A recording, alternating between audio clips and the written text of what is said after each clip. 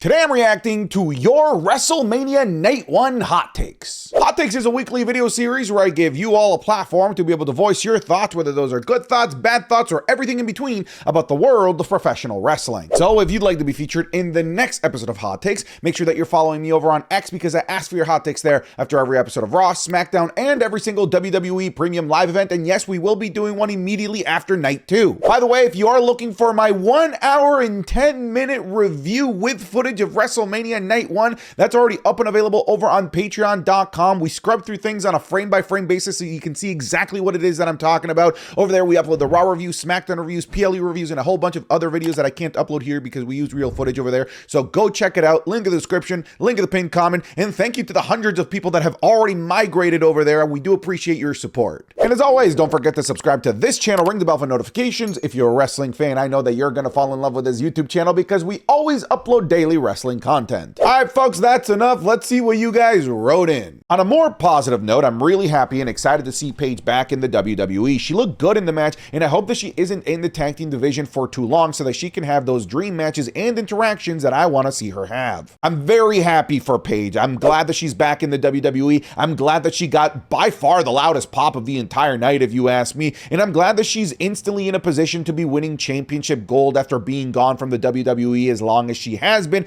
These are all great things, but I have to echo what you're saying. She just simply does not belong in the tag team division. She is absolutely a band-aid here. At the end of the day, I'm sure we'll see Nikki Bella come back. We'll probably have the Bella Twins turn heel on Paige. She'll probably feud with the Bella Twins for a bit, probably team up with AJ Lee against them. But at the end of the day, what people want to see from Paige is to have feuds, interactions, and matches with the people that she has not been able to have feuds, matches, and interactions with since being gone from the WWE, or even when she was in the WWE, but dealing with all those injuries that prevented her from getting in the ring. So I absolutely want to see her in the ring with modern day Charlotte, Becky Lynch, Bayley, Lyra Valkyria for me is at the top of this list, Liv Morgan, Raquel Rodriguez, Stephanie Vaquer. There's so many names that I want to see her tangle up against, and if she just gets stuck in the tag team division, we've seen it prevents these single stars from having those singles programs that we desperately want to see them have. But congratulations to Paige. I'm very happy for you, and I'm very happy for Paige fans because there are a lot of them. She's an incredibly popular superstar,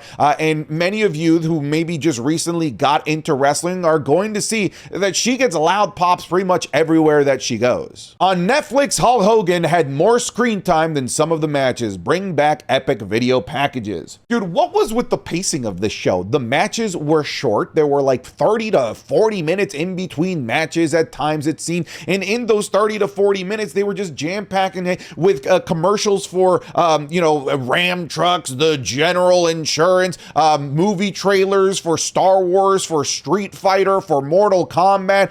But there was, for some reason, a lack of backstage segments, no video packages for WrestleMania, and of course, the shortened matches, which is such a huge talking point here. I don't really understand what all of this bloat is for. I mean, I'm not stupid. It's for money. They're here to make money. But at the point of where we're at a WrestleMania that's 4 hours long with like an hour and 20 minutes worth of matches, what are we doing with the rest of the nearly 3 hours where people have paid like $35,000 to be there for? I will tell you, this WrestleMania actively made me just hate the idea of the Hulk Hogan documentary because Hulk Hogan, like this gentleman here says, has gotten so much more screen time than some of the matches that we got. I swear to God, Hulk Hogan must have gotten like 15 minutes of dedicated screen time for his documentary, and there were many matches that were under 10 minutes long. Please make it make sense. The bloat, the lack of pacing of this show is mind-boggling, and I would say, I hope they fix it for Night 2. They're not going to fix it for Night 2. If anything, it's going to be worse because they have less matches, probably to make more time for Hulk Hogan, because at the end of the day, you still have to have Hulk Hogan pose, brother. With all these short matches and massive ad times, they could have easily had made time for Io versus Asuka. Brother, they could have made time for, I swear to God, like 5 more matches on Night 1 if they just decided to actually like structure and pace the show like an old WrestleMania, like an AEW show or any other wrestling company would have paced their show. But again, we have these insane corporate interests that clearly take the front seat over the actual entertainment aspect that people actually came there to see. They could have fit Io versus Asuka. They could have fit the Andre the Giant Memorial Battle Royal. They could have fit in an impromptu Carmelo Hayes Ilya Dragunov match. They could have fit in a women's triple threat for the United States Championship. They could have had the return of James Ellsworth. They could have had so many things with the bloat of this show. Like, this really is just it feels like a carcass of what WrestleMania used to be. Because WrestleMania, yeah, it always had its ads. It always had its glitz and its glamour. But at the front of it all was WrestleMania. The wrestle portion should be at the front. It's literally at the front of the name. But now in 2026, wrestling is just something that they throw at you in between commercial breaks. It's like they're rushing through the matches so that they can get to all of their ad spots and make as much of those sweet doubloons as they could possibly make. This is one of the most corporate feeling nights of WrestleMania that I've ever watched with my own two beautiful brown eyes. So we never see him again, right? Honestly, I don't know. I'm a little bit confused because of the ending of how the match went with Randy Orton bringing in Pat McAfee into WrestleMania, only for then to RKO him and be the reason as to why he lost the match in the first place, which essentially means that Randy Orton brought about his own doom by bringing Pat McAfee in the first place. But what this person is talking about is the contract addendum that said that if Randy Orton does not walk out as the WWE Undisputed Champion, that Pat McAfee would leave the professional wrestling business for good. Whatever that means, right? No one forced Pat McAfee to add that to the contract and the stipulation. He just did it himself. But I guess if he's a man of his word, then yes, he'd be gone forever. But guess what? Heel's gonna heel. Would you be surprised if he appeared on the Night 2 main event? Would you be surprised if he appeared on the next episode of SmackDown saying, psych, I'm still here and I want a match at Backlash with good old Mr. Jelly Roll? I could see all of that happening as well, but I could also see the way that the match ended being like a second attempt at a Randy Orton heel turn with the hit of the title, with the punt, almost maybe like resetting the Cody Rhodes and Randy Orton storyline so that they can tell it without Pat McAfee there. That could be a totally fair interpretation as well, because when you really break it down, Randy could have done that match as a babyface and still had the same ending, and the heel turn could have happened there at the end of the match. Like, by the way, a lot of people, including myself, when this feud started, we thought if Randy was going to turn heel, it was going to likely be at the end of the match, which is kind of what happened here. It's like Randy turned double heel. But yeah, in terms of Pat McAfee, I don't know, who the hell knows? We just have to wait and see, because I could easily just see him going, psych, I'm still a bad guy. Ha, middle fingers to everybody. I just didn't see this coming. I'm like a cat. Get down from there. Oh my God. Oh, it's doubling. There it is. See ya. Great. Seth going for the stop. Oh!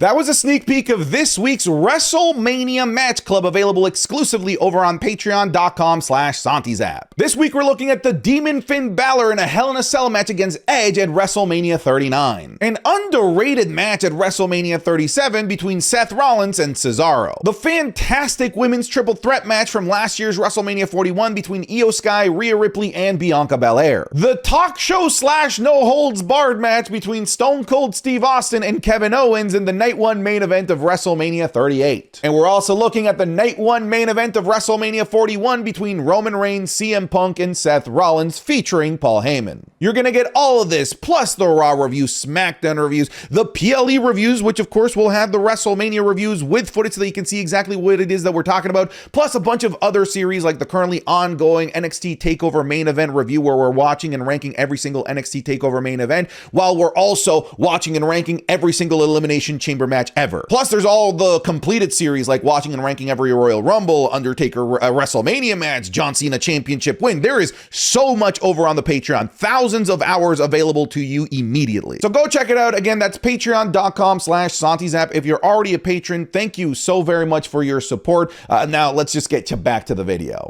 4 out of 7 matches being under 10 minutes is completely unacceptable. Taking time away from Liv and Stephanie is completely criminal. TKO still thinks that fans would rather see entrances from Randy Orton and Cody Rhodes that take 15 minutes in total. I hope that night 2 is significantly better. I'm looking at the match counter right now. The opening 6-man tag match, 7 minutes long. The fatal 4-way tag match, 8 minutes and 35 seconds long. The Women's Intercontinental Championship, 8 minutes and 15 seconds. And the Women's World Championship, 9 minutes. And that's not to say that Gunther and Seth Rollins got a tremendous amount of time, because they could have easily gone like 30 minutes and they only got 15. And same with Jacob Fatu and Drew McIntyre. And the main event only went on for 22 minutes, which is kind of mind-boggling. Like, there was very little wrestling here at the end of the day. It didn't just feel like Liv and Stephanie were the only casualties that were taken time from. It felt like every single match could, if WWE wanted to, could have gone an extra 5 to 10 minutes longer. But again, ads gotta add, ads gotta pose. But the WWE did prioritize the pageantry as well of things, like Randy Orton's entrance. I mean, I didn't actually clock it, but I think it was longer than at the very least one of the matches at this year's WrestleMania, which that should never be the case. Again, I can't help but stress the amount of money that people paid for this, so much so that towards the end of the road to WrestleMania, they were on their knees begging you to buy WrestleMania tickets, that they made an entire storyline out of it and gave you 25% off, thanks to Ram Truck, by the way. And if you think that this is going to get people to buy tickets for future WrestleManias, knowing that their hard-earned nearly a damn, down payment on a house ticket's worth is going to go towards matches that are under 10 minutes, where more than half of the card is under 10 minutes. I mean, save that crap for Saturday night's main event. People already complain about that crap at Saturday night's main event, and now you're going to bring that strategy here to WrestleMania? I agree with you. This is entirely unacceptable. Yes, this does count, Santi. Performing a flying elbow spot where a wrestler levitates in the air off an object and lands on an opponent is undoubtedly a top rope move. It was done on a table. Hashtag oil up screw job. Okay, people have to be soft brained and just straight up dumb in the head to think that this counts as a top rope maneuver. There is significantly less verticality. There is no literal rope.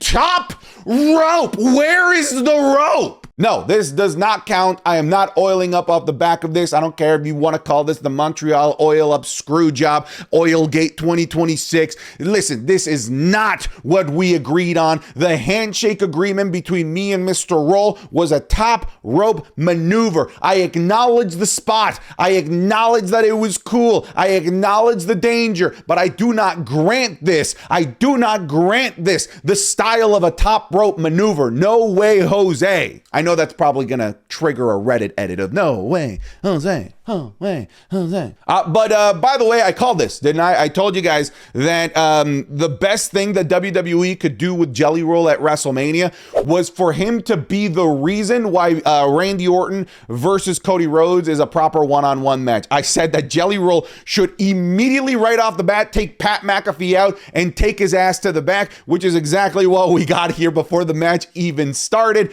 Pat McAfee does come out later on, but I digress. I think they used Jelly Roll in the perfect amount of time and in the perfect way in this main event. I honestly think that Jelly Roll is self-aware of everything that's going on. At the end of the day, he's a huge fan of professional wrestling. I'm sure he is aware of the buzz of what people are saying, that people don't want him and celebrities in the main event. And I'm sure he was told, hey, we want you in the main event.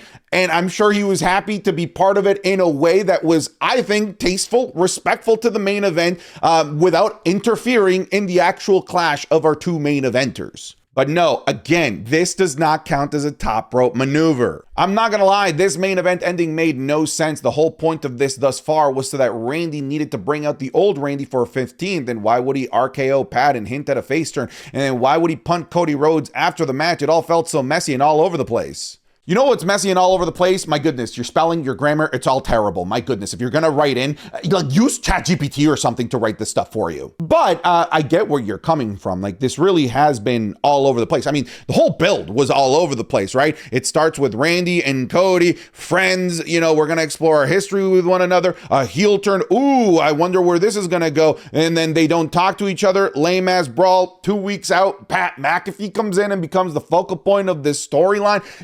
It never really had a proper direction. Funny enough, as messed up as all of this is, as Frankenstein of a match sequence as this almost feels, I actually think that this is the most cohesive thing that they've done thus far because, like I said, it feels like a reset of things. It feels like, hey, we know that the Randy Orton heel turn was kind of solid. This Pat McAfee thing doesn't make sense. So let's have Randy take out Pat McAfee. He does not need Pat McAfee to be the most dangerous version viper of himself. He doesn't need Pat McAfee to win 15 and then, have Cody win. Let's have Randy turn heel again, bring the punt back, get some heat on him so that post WrestleMania we can have the actual heel Randy Orton by himself, sans Pat McAfee, to have this story with Cody Rhodes. So it's convoluted, it's disjointed, but I do think that they managed to bring it back so that they can actually tell a cohesive, conjoined story coming out of WrestleMania. Which, by the way, at the end of the day, this isn't how WrestleMania should be. It shouldn't be the start of your storylines. It shouldn't be the start of your feuds.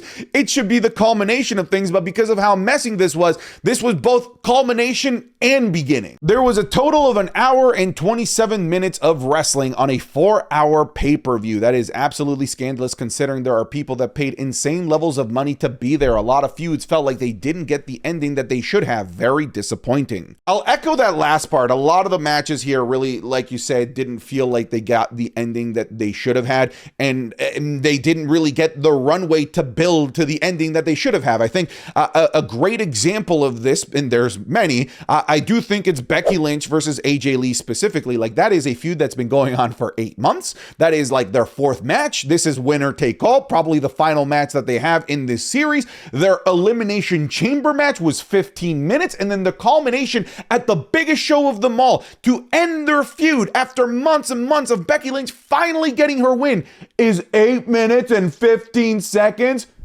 Make that make sense. Yeah, I know that like the big talking point is the amount of time for the matches, but I think like you can peel deeper and just kind of analyze like how problematic all of this really is. Like that Women's Intercontinental Championship example, I think is maybe the most glaring and obvious one, but the Women's World Championship only being 9 minutes when it was, and I don't think I'm exaggerating, your second best feud going into WrestleMania, your second most organic feud behind Brock Lesnar and Oba Femi, only getting 9 minutes to me is absolutely bananas insane. I think the other problem is that a couple of those matches that went under 10 minutes were multi-people matches. One had 6 men, the other one had 8 women, including Nikki Bella. You had 9 people all trying to cram in their quick, memorable WrestleMania spot, but you can't really do that with the amount of time that you have, with the amount of people that were in those matches. So a lot of people just had completely forgettable WrestleManias. Like, I can't tell you a single thing that Bayley did in her match. I can't tell you a single thing that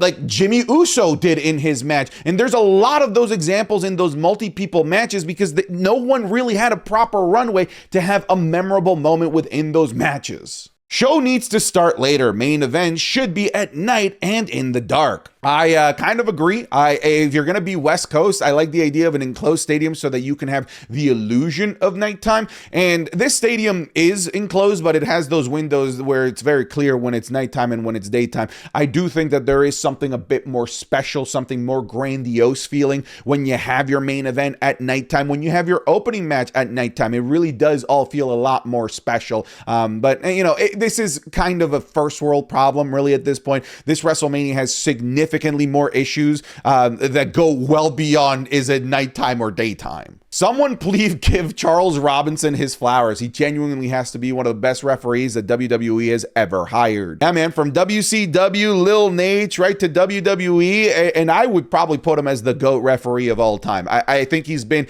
in enough of those major matches to be the GOAT. I think that he has taken enough like legendary bumps at this point to be the GOAT of professional wrestling referees. He should be a first ballot Hall of Famer.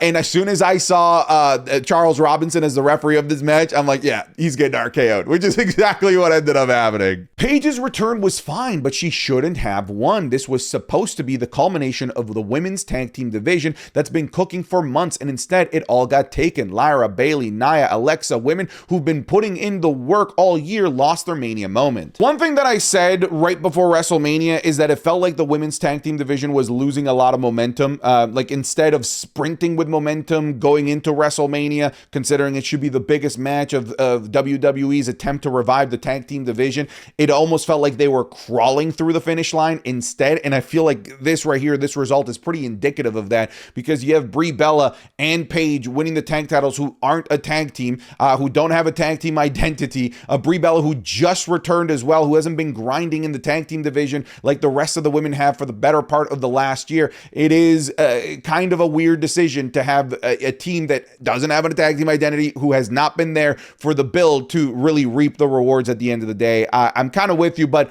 I get the decision, right? It's the big return. It's the big surprise. So I'm not surprised ultimately. But, you know, if you really break it down, it is a bit disappointing. They basically just said F TKO and redid the Randy Orton heel turn. They're going to restart this storyline, but this time without Pat McAfee in it and TKO inserting themselves in writing. Hey, one thing in wrestling is to never say never, because I could genuinely see TKO getting right back into the driver's seat if ticket sales for Backlash aren't good, or for Clash in Italy or whatever. I think that TKO, whenever they have an emergency capitalistic meeting about their ticket sales, they're going to jump right back in. I don't think that this is the end of TKO meddling in things, but I will say it does look like maybe they're not going to do some WWE versus TKO narrative that a lot of people thought and wanted WWE to run with. Because I agree with you, and I've already kind of talked about it at length, so I'm not really going to dwell on it anymore. This did feel like a reset of things, removing the Pat McAfee character, removing the TKO element, and kind of redoing the heel turn by having Randy Orton do the most dastardly thing he possibly could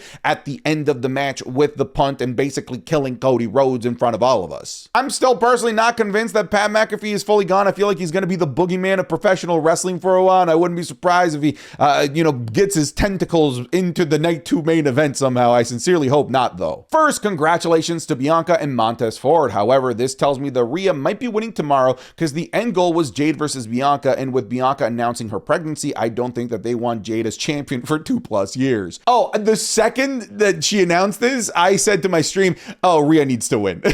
Because the whole point of me picking Jade Cargill to win this, it wasn't because I've been loving Jade Cargill's championship reign. It's because I was always waiting for Bianca Belair to return so that we can run Bianca versus Jade Cargill. That to me was always the end goal. That to me was always the reward at the end of this not so great championship run from Jade Cargill. And now that that's out the window, disappeared because of the miracle of pregnancy, I need Rhea Ripley to just win and put us out of our misery of this terrible Jade Cargill championship reign. Please and thank you. This is truly one of the most confusing endings to a WrestleMania main event ever. Why would Randy Orton turn on McAfee after this entire build to Mania? Cody needs to turn heel, but at least McAfee is gone forever. Remember the last time that TKO meddled, right? Hey, we need The Rock for Elimination Chamber. Here's Travis Scott. That led to the John Cena heel turn. And how did that culminate? It culminated with John Cena randomly turning back babyface because WWE couldn't pay off the storyline that TKO forced upon them, because the characters that they forced upon them weren't going to be there. So the heel turn was for nothing. The babyface turn was random without any buildup or real excitement to it. It just sort of snapped your fingers and it happened.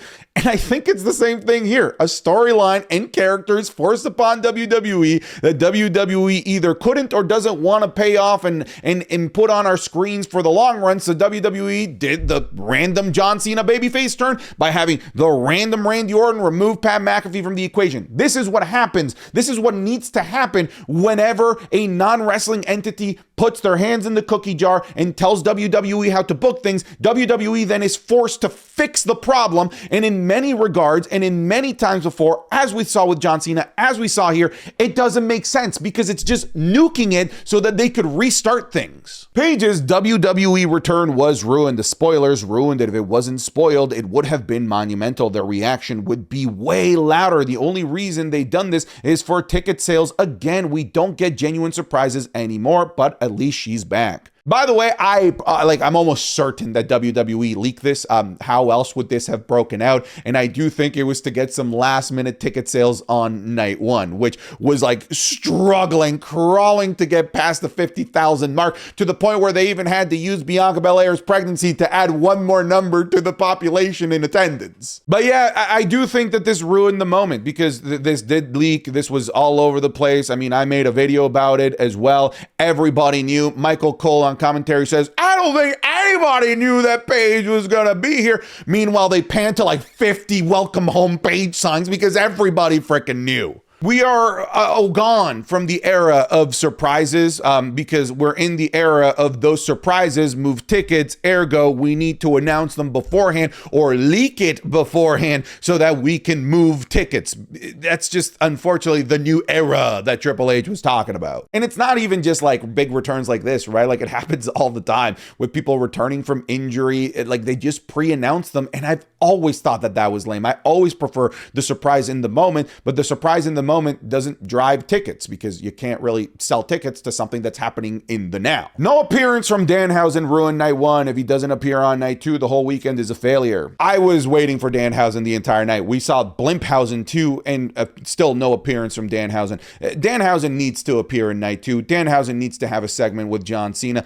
We need backstage segments, but based on how night one was structured, I'm sorry to be so pessimistic. I have zero hope that WWE will actually feature Danhausen and will actually have fun backstage segments or feature WWE superstars that aren't having matches. I think the only saving grace from night one that tells me, okay, there might be something fun in night two was the fact that they at least made time for the Bianca Belair shock return and the pregnancy announcement. Maybe that will be, what they utilize in terms of time for Danhausen in night two. I'm happy for the EST, but she's already missed a year from injury. And now does this mean that the dream WrestleMania 43 match between Naomi and Bianca won't happen if Bianca doesn't get enough recovery time? I mean, I think Bianca would need to be superhuman in order to be able to come back in time for WrestleMania 43. I don't think in terms of the math, it's impossible if she's already been pregnant for some time, but you're asking a lot there, all right? Like, because there is getting back into ring shape, rehab, all the stuff, but she still has the lingering finger injury. I would say that the odds of having Bianca Belair back as a performer in ring at WrestleMania 43, I put it like under 5%. ESPN's first hour really ruined the Drew/Jacob match. Couple of cool table spots, but nothing that screamed unsanctioned match in my opinion. More weapons were used in the MFT and Wyatt 6 match on SmackDown. This match had no blood, but both Randy and Cody got color where it wasn't needed. I like the color in Randy versus Cody, but we absolutely 1,000,000% needed to have blood and lots of it in Drew McIntyre versus Jacob Fatu. I don't know what unsanctioned match that was. I don't know where the unsanctioned was. Is the unsanctioned in the room with us? Maybe the unsanctioned is the ads we watched along the way. But here's the thing, it was a good match. I actually really like Drew McIntyre versus Jacob Fatu. Really fun spots. It would have been a great no disqualification match, but when you put the stipulation of unsanctioned, there's supposed to be a feeling of danger. There's supposed to be a feeling that WWE just does not want anything to do with this match, and I didn't see anything in that match that told me it was warranted to make this an unsanctioned affair. And I did say that one of my concerns was that it being on ESPN could lead to WWE being afraid to put blood on this because of it being widely available to more casual eyes, and maybe they didn't want to scare them off with a big bloody match. If that was the case, why put this on the pre-show in the freaking first place then? I'm not sure that that was the reason why there was no blood, but I'll always think about it in the back of my head. I'll always think that that was the reason why. The crowd was absolutely weak. You could barely hear anything from them, and half the crowd were celebrities just sitting there. It honestly felt like a normal PLE instead of the biggest show of the year. Here's the thing, I'm sure the people in attendance will say, we were loud, we were rowdy, we were just not mic'd up properly. I don't know. I saw a lot of people sitting down for a huge portion of the show. There were moments, of course, where I did feel like they were loud and they were rowdy, and guess what? I heard it. They were loud. They were rowdy in those moments, but for the most part, I did think that this was a weak crowd. I do think that historically night one crowds are worse than night two, so I'm still hopeful that we're going to have a louder, a rowdier crowd this time around. But here's the thing, like in terms of like being poorly mic'd up or whatever that excuse always is that people in attendance always use, I don't know if that is the case. Shouldn't WWE fix that? Because a rowdy, loud crowd environment really helps make or break certain matches and really helps turn memorable, turn like good events into like super legendary, memorable affairs. I will never say no to John Cena on a WWE TV screen, but it's pretty fair to say that he was brought on as WrestleMania host to drive ticket sales, do 2 intros and 2 attendance announcements. I was highly disappointed with the usage of John Cena as the guest host of WrestleMania. When you look at previous guest hosts for WrestleMania, I think of like The Rock at WrestleMania 27. He was out there cutting promos, backstage segments, interactions with legends, with current stars, with celebrities in the back. But this was such a formulaic, cookie cutter, lifeless hosting job from John Cena. Like, I could have done that, what he did. I hope that we get more from John Cena here in night 2, because if it's just going to be the same thing as night 1, I don't care. Like, you could trot out whoever you want to do John Cena's job, because John Cena doesn't really get to bring the John Cena out of him to really entertain the masses if all he's going to do is just say, welcome to WrestleMania, and hey, we sold 51,000 tickets, yay! Danhausen segment will save John Cena's hosting job, please. Seth Rollins versus Gunther had no business going that hard. There was barely any real build going into WrestleMania, and they still went crazy. No hype, no story. They just showed up and stole the night at WrestleMania night 1, in my opinion. You're fully 100% correct. It is kind of hilarious that the match with no time, no build was arguably the best match and had one of the longest run times. Here's the thing, at like 14 minutes or so that this match got, it's still way too short. This match should have gotten 21, 25 minutes even, because this was on pace to be an all-time WrestleMania classic. But unfortunately, with the short runtime of this match, because a match like this under 99% of circumstances on any other PLE would have, I promise you, gone north of 20 plus minutes. And yes, I know a lot of people are bummed with the ending with Braun Breaker, but like, you knew that was coming. You know, at the end of the day, that one of these guys had to take a protected loss, and at least it was done in a way to set us up for something big post WrestleMania, which was always the case for both of these guys. For Gunther to go after Brock Lesnar in the favor, and for Seth Rollins to go after a returning Braun Breaker. It was always the formula, but I feel like the match still left a lot on the table, as good and as much of a classic as it was. They should have waited to bring Breaker back for the Raw after WrestleMania. Seth and Gunther were cooking before the interference. It just doesn't work. I get where you're coming from, not wanting to have Seth Rollins and Gunther be marred by interference, but this match kind of necessitated it. One of these guys had to take a protected loss, and I think they did the best thing here. And you got the big moment of Braun Breaker being back, being shown that he's medically cleared, the big 75-yard sprint spear. This was always the plan, all right? I get it, not wanting to have such a great match sullied by interference. But again, I remind you, this was always the plan. He definitely knew that he missed that spear and was pissed at himself. Yeah, it's a bummer, but he is sprinting at 75 yards on a downhill, slope. I'd be terrified to just trip and fall and break my neck or pull a Titus Worldwide and become a meme for the rest of my career. So I don't blame him for maybe being a little bit trepidatious as he's about to land the spear. But also, if he hit Seth Rollins with a spear at full speed at 75 yards, he would have just killed Rollins. So I'm glad that he held off a little bit. And maybe we could have done with a better camera angle to make the spear look a little bit better, as opposed to it being from the back. Maybe from the side, it would have looked a little bit more presentable, but it didn't look great. It's been a trend where everyone who works well with a celebrity gets a push after. Priest, Sammy, Drew, LA Knight will not get that same treatment, because unlike those matches, him versus Speed wasn't the focus. The vision and Speed was. That is what a lot of LA Knight fans are hanging on to. That, yeah, because he's working with a celebrity, he's gonna get the Damian Priest and Sami Zayn and Drew McIntyre moment. He's gonna get pushed. He's gonna win the world title. He's gonna win Money in the Bank. And I watched this match and I'm like, yeah, the one working with a celebrity is probably going to get that. But I kept thinking Logan Paul, not LA Knight. I think Logan Paul is the one that's going to benefit from working from Speed. I think Logan Paul is probably going to be the one that gets the world championship win because of working with Speed. I saw nothing to me that told me, yeah, LA Knight or either of the Usos are the ones that are going to be the benefactors for helping work with a celebrity and making them look good on a major stage. Speed is the best example of how to use celebs. Worked well with all the people involved in the story and gave WWE a viral moment. Yeah, this is the best blueprint to follow for a celebrity mid-card match, you know, not the major focal point of WrestleMania. He's athletic. He clearly trained. Like, Speed was perfect in every regard. I would be happy to see Speed back in the WWE, and I can't say that about every celebrity. There's a lot of celebrities that we've had on, and I'm like, I hope we never see them again. I'm glad they collected their paycheck and got to promote whatever it is that they're promoting. Get out of here. With Speed, I want to see Speed back again. I actually want to see Speed versus Logan Paul. Wouldn't be surprised if it's something like SummerSlam. WrestleMania matches tonight. You know what's funny? At Gold Rush 2025 on NXT, there was a Speed match that was over 8 minutes long. There was a literal Speed match that was longer than one of the WrestleMania matches and just as long as 3 other ones. Make that make sense. Seth and Gunther was technically a good match, but the ending was predictable. I couldn't get invested because I was waiting for Braun to show up. Was that preventable? I don't know. But with all the matches before being so short, it sucked to have the second longest match of the night feel like that. That is fair.